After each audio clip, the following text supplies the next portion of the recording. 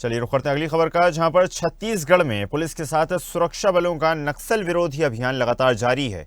इस दौरान सुकमा में मुठभेड़ के दौरान 17 नक्सली मारे गए, वहीं 2 जवान भी गंभीर रूप से घायल हुए। मुठभेड़ स्थल से 10 से ज्यादा AK-47, इंसास राइफल, SLR जैसे ऑटोमेटिक हथियार बरामद किए गए। छत्तीसगढ़ के सुकमा जिले में सुरक्षा कर्मियों और नक्सलियों के बीच मुठभेड़ हुई है। मुठभेड़ में अब तक 17 नक्सलियों के मारे जाने की खबर है, तो वहीं इंसास और SLR समेत बड़ी मात्रा में जो हथियारों का जखीरा है वो भी बरामद किया गया है। मरने वाले नक्सलियों की संख्या लगातार बढ़ रही है। एक साल के अंदर अब तक 410 नक्सली मारे जा चुके हैं। आपको बता दें, आत्मसमर्पण का जो सिलसिला है वो भी जारी है। बड़ी संख्या में नक्सलियों ने सरकार से प्रभावित होकर, सरकार की नीतियों से प्रोत्साहित होकर आत्मसमर्पित किया है। चलिए खबर पर अधिक चर्चा करेंगे। मनीष हमारे साथ सुकमा से जुड़ गए हैं। मनीष, जिस तरह से जानकारी प्राप्त हो रही है, बड़ी संख्या में जो कल हथियार हैं नक्सलियों के बरामद किए गए और नक्सलियों को बड़ी संख्या में ढेर भी किया गया और 410 का आंकड़ा लगभग पार हो चुका है। बता देना चाहूंगा, जो कल तड़के सुबह मुठभेड़ हुई थी उसमें पुलिस ने 17 माओवादियों को मार गिराया था और ऑटोमेटिक वेपन्स भी लगभग वहां से 10 बरामद हुए और भारी मात्रा में विस्फोटक सामग्री भी बरामद हुई। और कल देर शाम तक का पुलिस ने 14 माओवादियों की शिनाख्त की, जिसमें लगभग 61 लाख रुपए के इनाम इन माओवादियों के ऊपर घोषित था, जिन माओवादियों को मार गिराया गया। और जो ये मुठभेड़ हुई उसमें काफी बड़े केडर के भी माओवादी हैं, जिसपे जैसे कि जगदीश है, जगदीश के ऊपर में 25 लाख रुपए का इनाम घोषित था छत्तीसगढ़ सरकार की ओर से। मनीष, ये तो हुई नक्सलियों की बात, किस तरह से नक्सली मुठभेड़ में मारे गए, लेकिन एक बड़ा सवाल यहाँ पर यह भी खड़ा होता है कि 2 जवान जो गंभीर रूप से घायल हुए थे, उनके हेल्थ का क्या स्टेटस है? मैं आपको बता देना चाहता हूँ कि शाम का जो अपडेट था उसमें 2 नहीं 4 जवान घायल थे और सभी जवान खतरे से बाहर हैं, जिनसे कल शाम को छत्तीसगढ़ के गृह मंत्री जो विजय शर्मा जी हैं वो हॉस्पिटल में मुलाकात भी किया उन जवानों से और उनका हौसला भी बढ़ाया और जवान सभी खतरे से बाहर हैं।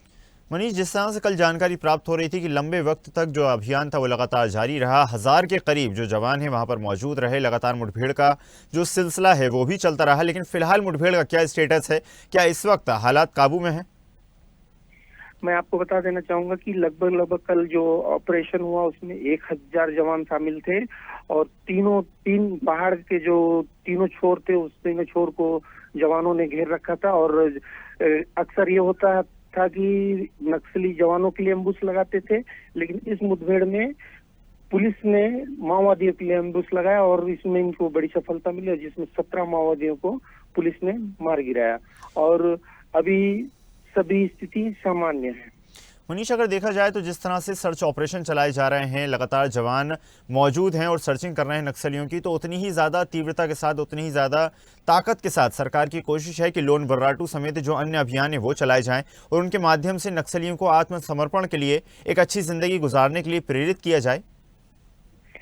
मैं आपको बता देना चाहूंगा कि जो कि शासन और प्रशासन है जो इस दिशा पे भी काम कर रही है।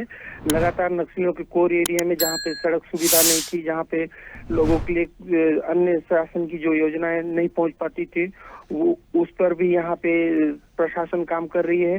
और जो नक्सलियों के कोर एरिया थे वहाँ पे कैंप्स खुल रहे हैं और सड़कों का निर्माण किया जा रहा है और लगभग ऑपरेशन भी उन इलाकों में तेज कर दिए गए हैं और जहां दूर दराज इलाके हैं वहां पे लोगों को सरकार की सारी सुविधाएं मुहैया कराई जा रही है। लोन वर्राटू अभियान के तहत आत्मसमर्पण करने वाले जो माओवादी होते हैं उनको पुनर्वास नीति का लाभ और कई सारी योजनाओं का लाभ उनको मिल रहा है।